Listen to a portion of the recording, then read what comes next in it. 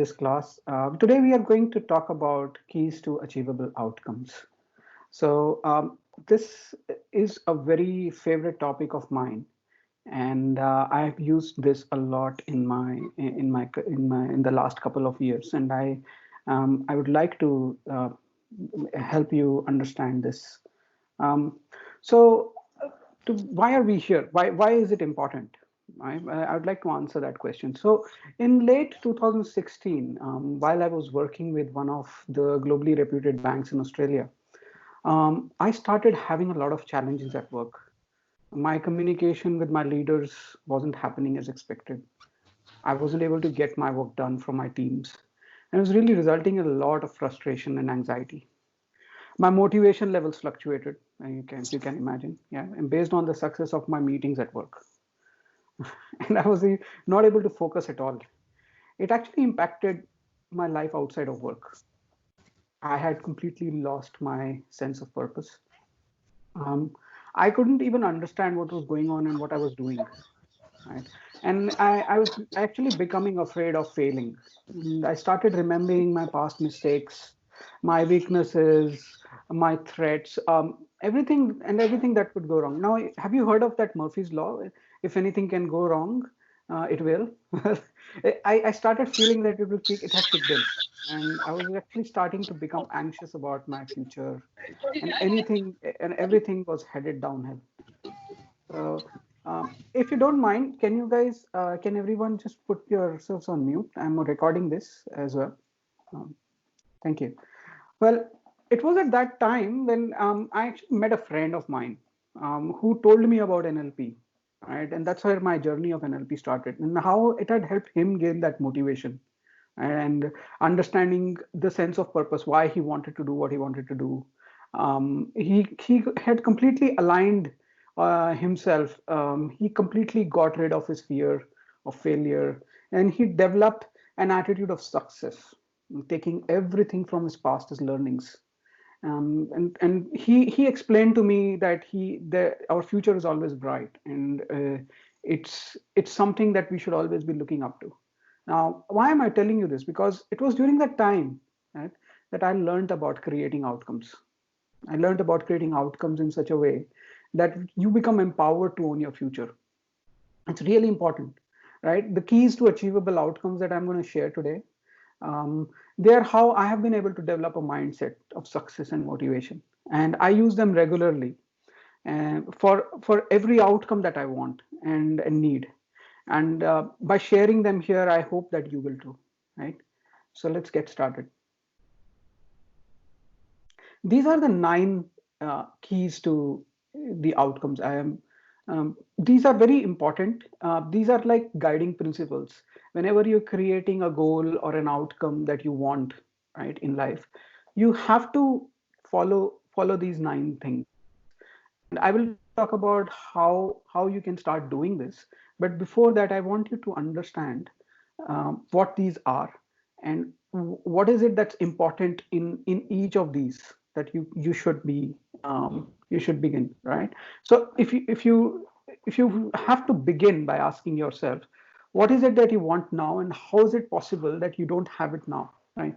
Now, what happens is you're kind of thinking about, you want so many different things, but if you focus on just one thing, maybe like I want to have earn an income of say $200,000 per year, right? So that I can go for a vacation, something like that, right? Now, when you put that thought out, right, what happens is your mind starts giving you some feedback. Your mind, your unconscious mind, your conscious mind, you start getting these ideas, some sparks, right? Okay, I can do this, I can do that. Now that's what you have to start. That's exactly when you have to start following these 9 steps, right? So the first one, you should be stated positively such that you focus on getting, not avoiding. Now what does that mean? You have to be very, very specific, right? Be specific. Like, if it's not like I want to earn money, or I want to be healthy, or I want to go on a vacation, and that's not what it means, right? You need to become specific. Now, a positive statement could be, like I gave an example, I want to earn $200,000 per year so that I can go on a vacation on a paid vacation to Europe every summer, right? Um, so it's very specific. It talks about how much money you want, in what time, right? And what are you going to do with it? So you're going to go and where are you going to go and every summer, or maybe you can even summer, if it is too broad, you can say every July or every December, right? So that's the kind of thinking here. Now, when I say getting, not avoiding, a negative statement could be, I want to earn $200,000 per year so that I do not have to stay at home at every summer vacations due to lack of money. Now, what are you trying to do? There, you're avoiding a couple of things, but that's not how the outcomes work. So you need to always focus on going towards something, not moving away from something, right? So in this towards and away from is also something that I help people understand, and uh, that kind of gives you the drive, the motivation to always keep going forward. Now, the second one, understand your present situation and specify it, right? So now, what is important is that you clearly understand where you are today, right? You need to start accepting that. Yes, some outcome that you want may be 6 months away, or 1 year away, or maybe 5 years away, right? Who knows? But unless and until you understand where you are now and you can really feel it, right? You can really absorb that and accept it, that this is my current situation and I need to accept where I am rather than resisting it. Right? If you resist it, somehow it doesn't work, right? Because resistance creates that negative thought process also. So you need to start thinking positively. You need to start believing that this is an outcome you can get. But before you do that, you need to be very, very sure. Yeah, again, if you all have, sorry for the technical things. If you can please all go on mute, turn off your videos and go on mute, please. Thank you. Um, I was talking about um, uh, the current situation, right? You need to understand where you are today. What's your present situation, and you need to specify it in a way that you can relate to it all the time, right? Now, the third thing is you need to identify your outcome as something you've already achieved. Now, you've probably heard this before, is start with the beginning in mind, right? Or this is important. What that does is, why is this important? Now, let me explain that. That when you say that you need to understand that you've already achieved it, sometimes we create goals or things that we want to get, right? And in the by and while we are doing all our actions, while we are doing all the things that we want to do, we sometimes actually get what we want. But since we have not visualized, we've not understood that that's exactly what I want, there is no closure. There is no, you don't really, you're not even aware that, yes, I need to be, this is what I wanted and I got my outcome. So it's important to very, very clearly understand that if you have an outcome and you know what it will, when you will have it, it will become easy for you to actually visualize it. You will be able to visualize or see, close your eyes and maybe think, okay, when if I get this, what am I hearing, or what am I seeing everything around me? Or if I have got this outcome, what is the feeling I have? What am I hearing around me? That's kind of, that's how you specify the outcome, and you identify it. Number four, how do you know you have it? What's the evidence procedure, right? Now, again, this is related to it, but this is more specific things. Like if I had that example of 200,000, I want to earn $200,000 per year. So you can probably think of it as, I am earning $200,000 per year, and I know it because I am filing my income tax with my salary income of $200,000 per year. So that makes it an evidence procedure, right? That's the idea behind. How do you specifically know that you have it? So you need to write that down as well, right? Number five, understand. what outcomes get for you or allow you to do. This is where your congruency comes in. You need to be able to have that clarity, that when you get this outcome, what are the things you're going to get, what are the things you're going to be able to do, and what is it that you will really be happy about. And there is no conflict within your internal filters, or you don't have any conflicts within your mind, and your body and mind actually are working together, right? Your conscious mind and an unconscious mind, you don't have any conflict. So this is what I wanted, but this is what I got. No, that's not congruency, right? Congruency means that it is you're aligned where your heart and mind, right? So that's what it number 5 means, is understand what outcomes get for you or allow you to do. Number 6 is the outcome initiated and dependent only on your actions. Now, this is very important key that I want you to think about. Now, sometimes we create those outcomes or create those goals for which we have no control of, right? We can't even influence those things, but we just create it, right? Because people said, someone said, yeah, you can visualize that you are in this particular place and you're doing these XYZ things, and but you have no idea how you're going to start working on it, or how is it only you, is it self-initiated or self-maintained, for example, right? So you need to be, the outcome needs to be such that you can initiate it, you can create your action plans, you can get and you can maintain it. So maintenance means that if you stray from your direction, you are still able to come back and continue to do it, right? That's what I mean by it's initiated and dependent only on your actions. Number 7, who all do you want your outcomes with? Specify the context, right? So you need to ask these questions, where do I need this outcome? The place, probably. When? The time. How do I need, right? And with whom do you want it, right? So it creates that thought pattern, right? It creates that congruence, it creates that alignment.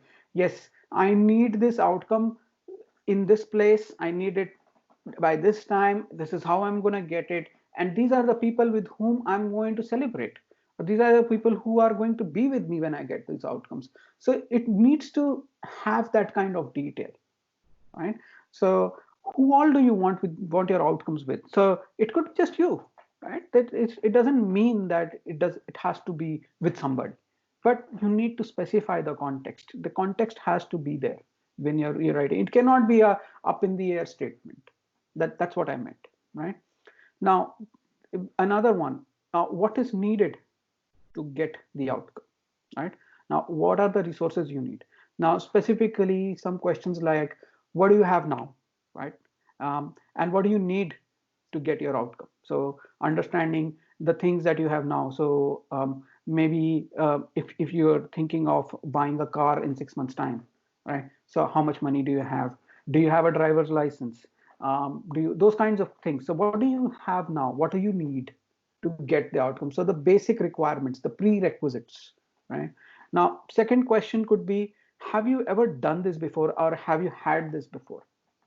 So when I came to Australia, for example, um, um, I was I had to buy a car, right? Now I had to create an outcome, and when I was doing that, um,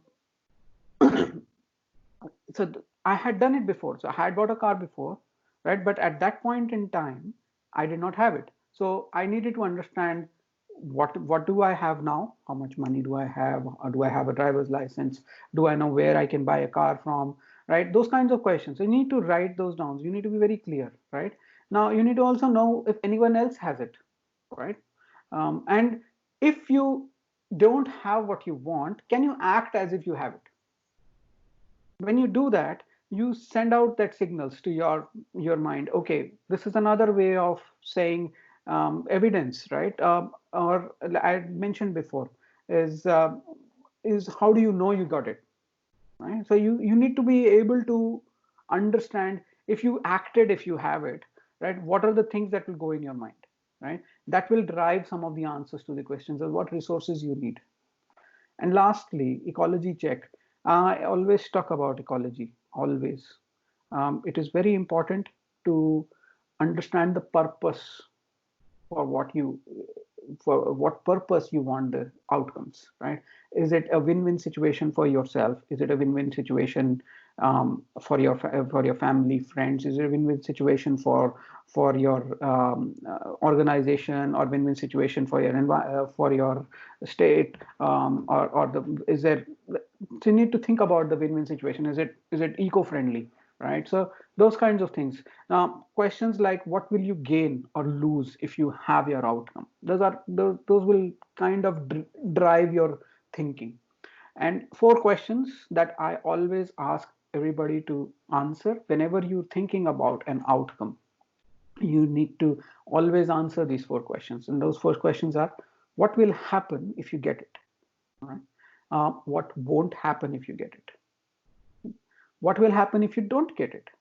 And what will not happen if you don't get it? So these four questions actually provide you a 360-degree thinking of your blind spots, your emotions associated, right? What you gain or lose. So those kinds of questions will actually help you give a clear understanding of your outcome, and it will give you motivation. Sometimes we want something very, very close to our heart, but it is either not ecological, right?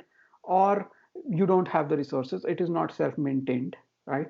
Or you don't know the evidence procedure. So that those are the reasons why you don't get your outcome. So by clearly going through these 9 things, you can actually move to a stage where you can start thinking about getting those, right? Now, how do we unlock these keys? Important things, 6 steps, right? So you need to identify one area in life. Now, the reason I'm saying in one area, you can have multiple areas. There's no problem with that. But what happens is when you have got too many things, it becomes difficult to manage. So I would say start with one thing at a time, right? So identify one area in life where you want that specific outcome, right? It can be career, it can be family, it can be your relationships, or it can be your own personal development, it can be about your health and fitness, or about your spirituality. It can be any of these areas, right? But you need to identify one area, right? And now start thinking about the reasons to achieve this outcome. Now, what are the reasons why you want to achieve these outcomes? This helps you give you motivation, right? And you draft a statement. Now, when you draft a statement, you need to write this down first, and then align that statement with these 9 keys that I talked about, right? All of these. Are you able to state that positively? Right? Are you able to understand where you are now? Are you able to identify some with uh, how you would know it, right? How would you know you've received it or you've got it? Then things about, are you able to do it yourself, or and whom do you want this outcome with, and what is it need? What are the things that you need? Is there an ecology? So you kind of look at what you've drafted, then redraft, and focus on doing it again and again till you are sure that okay, all these 9 keys are in alignment, right? Then once you've done that, that's not the end of this thing. That's the beginning, right? You need to review your outcome, and if you're still motivated to achieve it, sometimes your outcomes can be so big that you lack motivation. So it needs to drive you, right? It needs to give you that positive belief that yes, that's possible. When you do that, you start writing your action plans. That start writing, okay, what's the first step, what's the second step, What's the third step? And maybe creating an action plan is something where you can do it weekly or monthly or yearly, half monthly. So you can have things like, okay, for this week, this month, this quarter, this year. So you can have these four sections, and start writing. Okay, based on what my outcome is, and based on the timeline, um, is it what can I do this week, and what can I do this month, what can I do in this quarter, what can I do this year. So depending on your outcome and the time you have set for it, you can actually create those, and review the plan, right? Since you actualize your plan, you need to also go back and understand, okay, when I said this week, what are the things I've done this week, what are the things I wasn't able to do it, can I put this in the next week, and focus it again, right? And what are the learnings, what are things I thought will work, what are things I thought won't work, but it happened. So some questions around what will happen if you get it right, or what won't happen. So when you initially thought about those, you probably listed those questions, answers to those questions. But now, um, you're not you have to review against what you've earlier written and see if it works. So it might seem to be a very big, a lengthy process or very cumbersome process, but your outcome is important to you, right? If it is not, you wouldn't be getting into this. So take, if you think it's a very huge mammoth task to do all of this, you can take a very small outcome. Don't go for a yearly goal, go for a monthly goal, right? Then you have this week, next week, this week, this fortnight, this month. So you can have smaller outcomes that you want to try and create. And always, I am available if you have any questions. If you want me to help you review your statement, um, I can help you review it. I can provide you some feedback and suggestions. What can you do differently? So you can always ask for help. I always recommend that once you've written your statement, don't review it yourself, because our mind is biased with what we are writing. You need to always share it with someone close whom you trust, who's not going to judge you, and who's going to be only focused on helping you move towards your outcome. That's primarily the person whom you should share your outcome statements with to get feedback. That's that these are kind of the um, most important things that we want. So um, achievable outcomes. Why not just outcomes? Why achievable outcomes is because every outcome that you put out there, if you have imagined it, you can achieve it.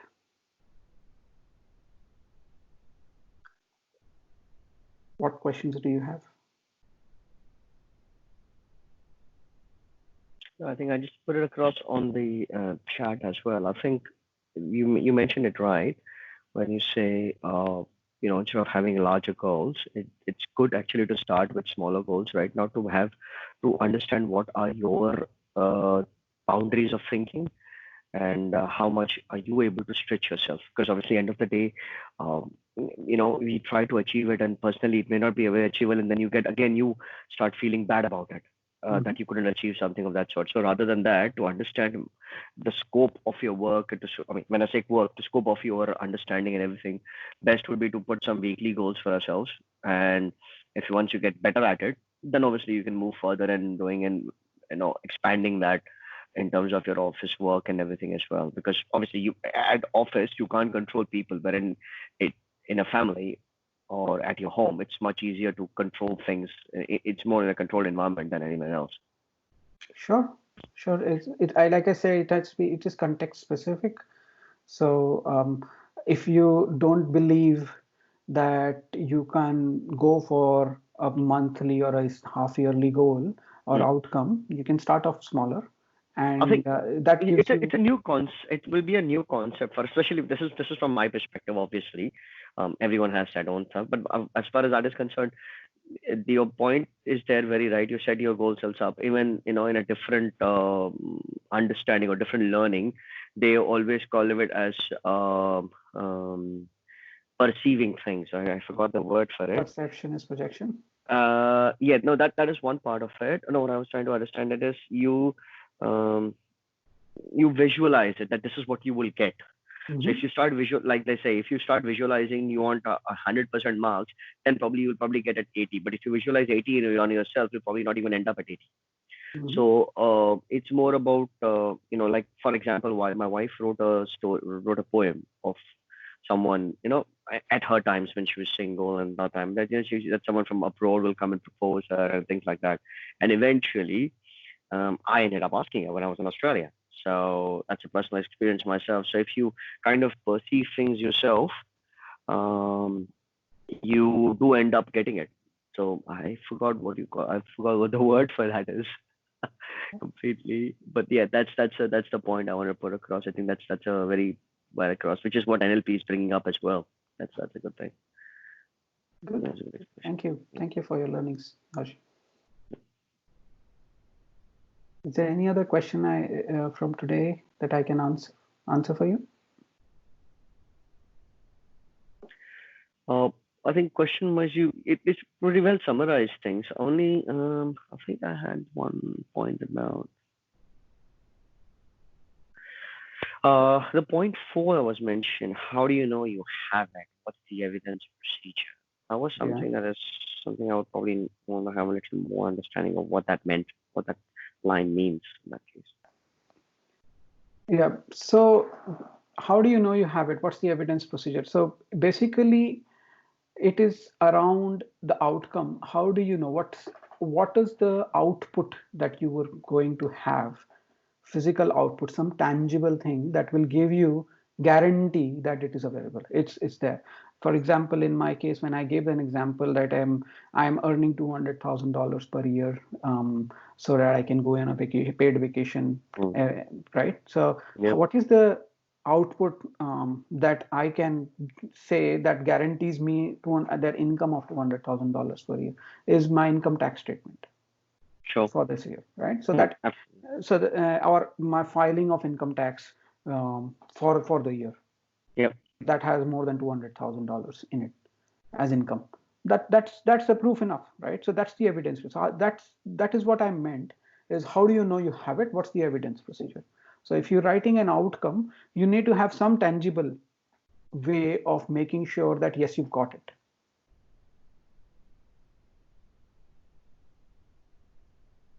Did I answer the question? Yeah, that made sense. Yeah. Sure.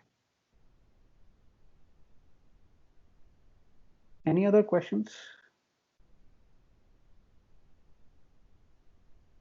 So next Sunday, I will be talking a bit more about how do you build, a little bit more about our body language, building rapport, sensory acuity, basically understanding our own body language, understanding how you interpret how other people respond to you, right?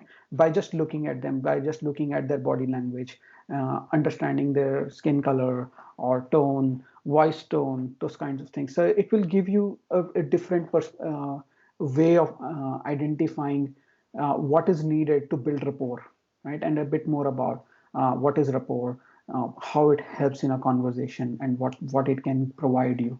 So that's what I will be talking about next Sunday. Stay tuned. Thanks, everybody. I'll be stopping recording now. Thank you very much. All right. Thanks a lot. Thank you.